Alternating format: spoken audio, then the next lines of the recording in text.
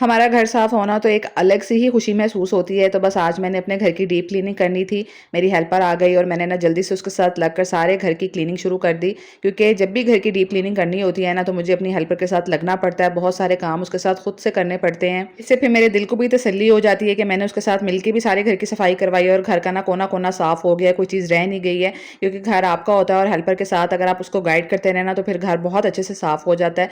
तो यहाँ पे वो ना मॉप लगा रही थी और मैं साथ-साथ से डाइनिंग टेबल की चेयर सेट करती जा रही थी। तो इस तरह ना मैं उसके साथ-साथ सारे काम निपटाती रहती हूँ। तो जब घर का काम हो गया तो मुझे याद आया कि ब्रेकफ़ास्ट आज किया नहीं और बच्चों की जो है वो क्लासेस ट्यूशन क्लासेस का भी टाइम हो गया है।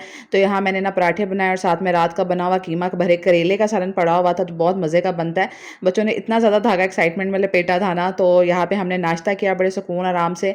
एंड देन बच्चे जो है ना वो अपनी ट्यूशन क्लासेस लेने चले गए थे और फिर मैंने अपनी ना थोड़ी-सी स्किन केयर की, क्योंकि फ़ारिग टाइम में जो है ना मैं अपनी स्किन केयर ज़रूर कर लेती हूँ। और ये होम रेमेडी टमाटर, हनी और प्लस टर्मेरिक बहुत काम की होती है।